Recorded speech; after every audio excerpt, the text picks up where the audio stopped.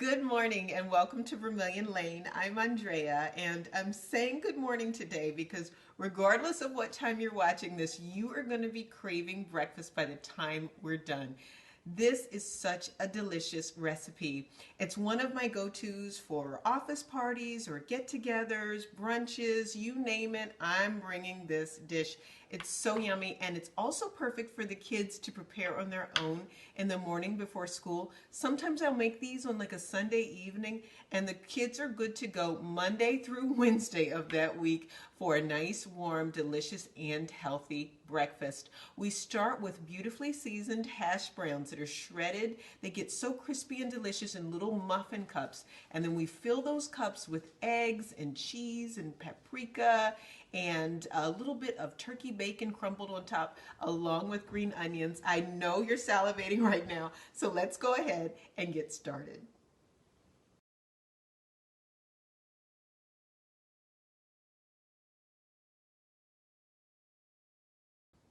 From my 20-ounce package of refrigerated Southwest hash browns, I was able to get all 12 of my muffin cups filled.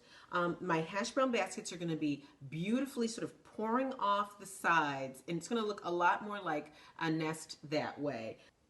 I'm going to pop this into a 400-degree oven until my little nests are golden brown and delicious.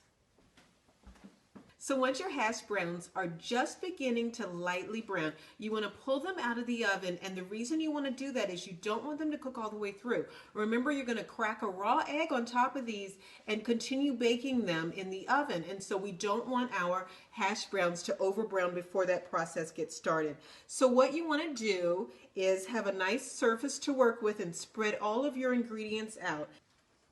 So then you're going to take a pinch of cheese, just about a teaspoon, and pop it right into your hash brown nest. Now I've used white cheddar here. It's a really nice sharp white cheddar, and it's because I think that it really gives a nice flavor to this dish, but you could use just about any easy melting cheese.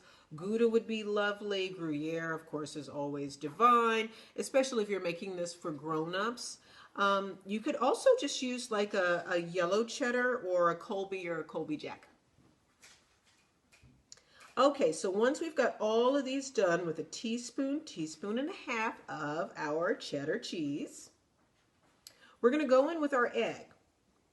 So what I like to do is crack my egg into a separate container. I'm using a 1-cup measuring cup here. And the reason we're going to crack our eggs separately is because, of course, we don't want to have any shell in our little hash brown cup. It's too pretty for that. Once we've gotten all of our eggs done, we're going to then season the egg, and these are going to go back in the oven. Let me show you what that looks like. Take your paprika and just do a sprinkle on each egg, and this is going to be just really beautiful. It's going to give that nice bright red color to your egg, but it's also going to give a nice seasoning, and you can even go for a smoked paprika if you'd like that taste. Then you're going to go right over each one with cracked black pepper. And of course the same with our cracked salt. I'm using sea salt today, as if all salt doesn't come from the sea. But anyway, and then remember that you're going to bake off your bacon separately. You can do that in the oven, or of course you can fry it up in the pan. I like to use turkey bacon. I just find it to be a little healthier and a little lighter. And when I make my turkey bacon in the pan, I don't oil it at all. It doesn't need it. Your turkey bacon has enough oil in there already. You really don't need to spray your pan first. So you can go ahead and fry that off, chop it up, and we're going to sprinkle that on top along with some chopped green onions for freshness. So fresh out of the oven, this is what your beautiful baked eggs and hash brown cups are going to look like. The paprika is bright and red, and the eggs are yummy and delicious.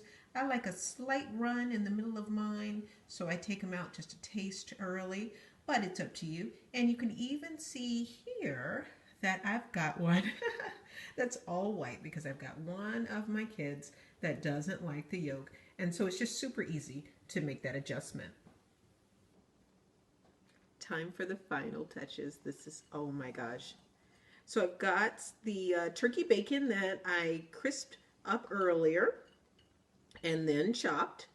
And I've got nice fresh green onion. Please remember to subscribe to Vermilion Lane, and don't forget you're going to get new cooking demos every Tuesday and often bonus craft ones too.